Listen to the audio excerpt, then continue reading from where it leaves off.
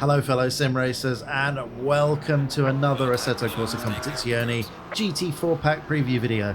I am in the McLaren 570S at the Nürburgring. I've actually raced one other car at the Nürburgring. I think I took the Audi round here in these preview videos, but this was such a good combination of cars that I just had to bring it here.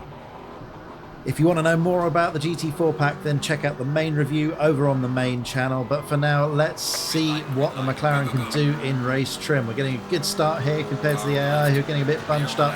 Let's breeze past this Porsche. I think we're going to run out of room before we get past the Aston Martin as the grass sort of juts in here. That was a bit risky. Speaking of risky, we're now going 3 wide down into turn 1, except I'm not. I've backed out of it. There's no way I'm going to trust the AI with that. As I said, great car and track combination that I found while I was testing out all these cars and capturing footage for the main review video, so that's kind of why I've decided to go back to the Nürburgring again rather than trying one of the other circuits. The truth is, these GT4 cars go absolutely... they're at their absolute best on some of the tighter, twistier tracks. I could have taken it around Paul Ricard and it would have been boring. I mean, more so than taking a GT3 around Paul Ricard is, you know, whatever your opinion is on that, the GT4 experience is worse because, well, they're slower. Which is not a hindrance here at the Nürburgring. Should we send it? Tentative send, which is a really bad idea. You've got to sort of commit to that. Tyres still quite a way off the optimum pressure, something I've been talking about a lot throughout these videos, so again, apologies for missing the apex there. What I was going to say was apologies for repeating myself, but yep, no tyre blankets, which means very cold tyres on the first lap, and depending on the car, that can mean some quite interesting handling.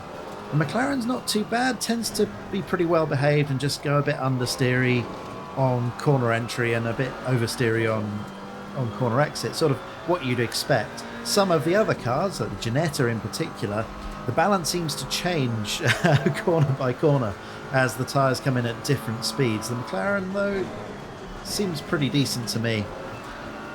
And it's a car I feel confident to push in right from the word go, even if the tyres aren't really where they need to be.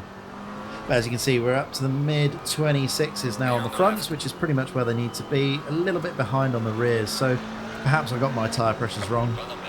Either way, I feel like I can rely on the car at the moment, and going into lap 2 we're going to be able to push reasonably hard.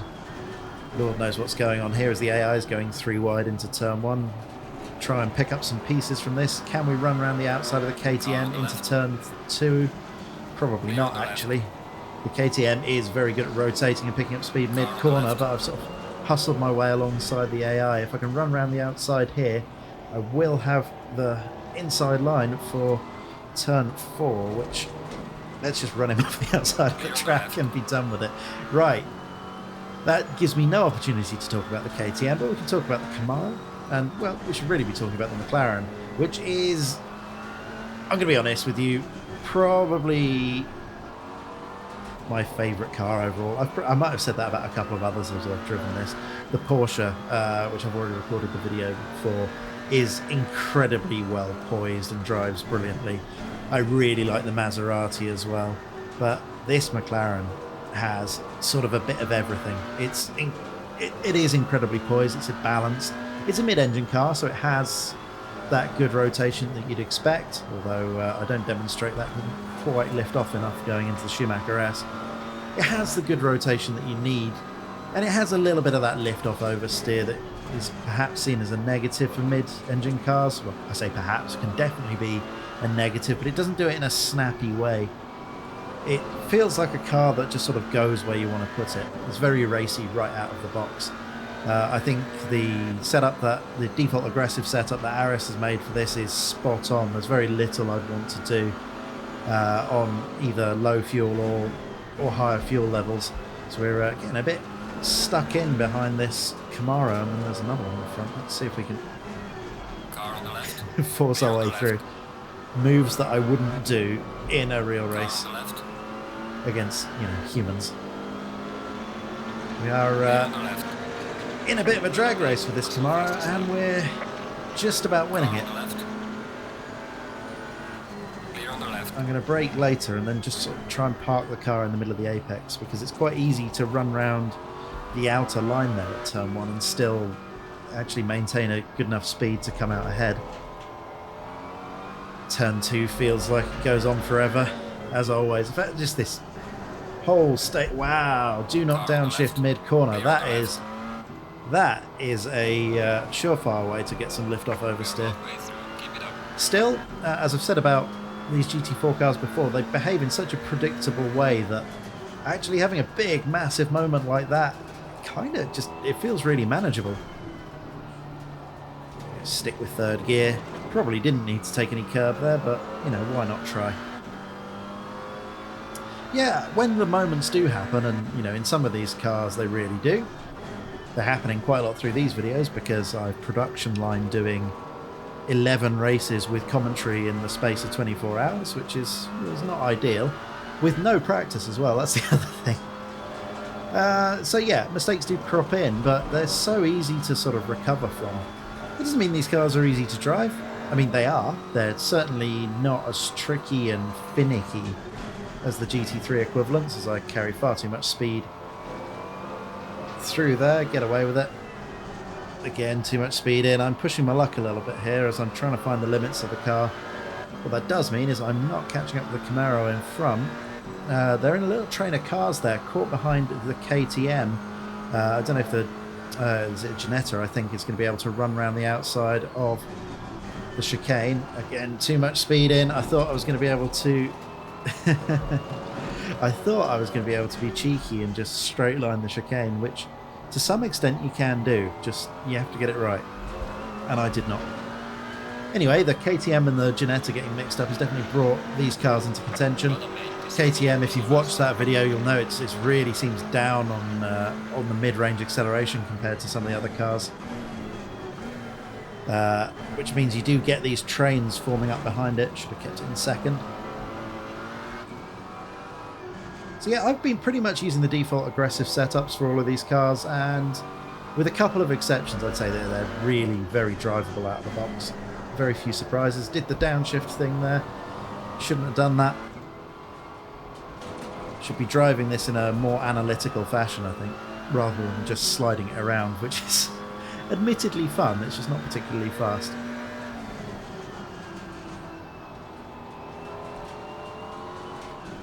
See if we can get a good run out of here. On the power nice and early.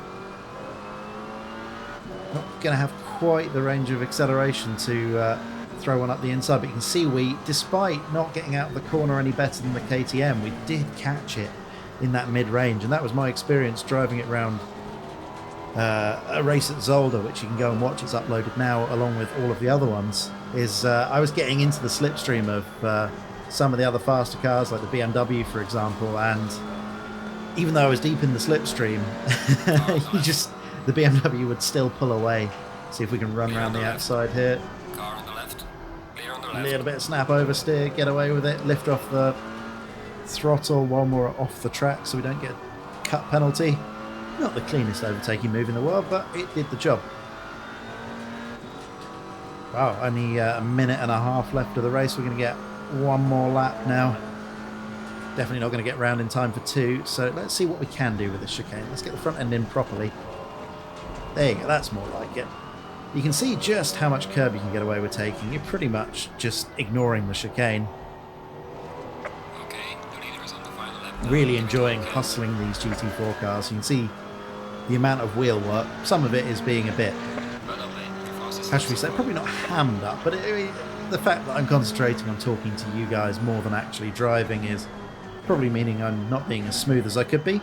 Also, I'm certainly not, I've not done any practice for any of these races. I'm literally just jumping in the car and going, which is probably not the best way to show how I can drive the cars, but with 11 races to record and not a lot of time to do it, it's the only way that's going to happen. Besides, I think it gives without having time to rehearse thoughts and things like that, it gives a pretty honest response to how these cars drive, which I like, rather than overthinking it. Right, let's see what we can do with this Camaro. I think We're not going to be close enough down into the Dunlop hairpin. But we can use the opportunity to close up through the Schumacher S, where I know I'm quick in this car. In fact, really good under braking there into the hairpin as well.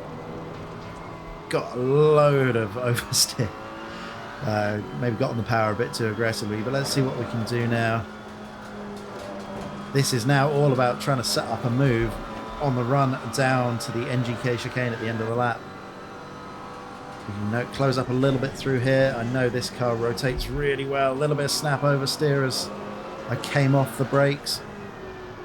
Not totally surprising. That is sort of the trait of mid-engine car. Try and stay in the slipstream here. I'm not going to be close enough. It's going to have to be into the final corner. I don't want to get too close going into the chicane because I know I'm quicker. Okay, let's back off early. Use a bit more speed through the chicane. Use a lot more speed through the chicane. Use all the track and more. And yeah, I'm going to run out of time here, unfortunately. I tried everything, threw everything at it. But that, my friends, was the McLaren 570S round the Nord. I was about to say Nordschleife, definitely not the Nordschleife. Round the Nürburgring Grand Prix circuit. Wow, definitely a fun combination. Something I'd definitely recommend. You're going to be able to get hold of the GT4 pack in a couple of days, guys, if you're watching this on release day. I hope you have fun with it, because these cars are an absolute blast to drive. All I will say then is do go and check out the main review video over on the main channel if you haven't done so already, to get a proper idea of what these cars are about. And I guess all that's left to say is goodbye, thank you for watching, and enjoy the rest of your day.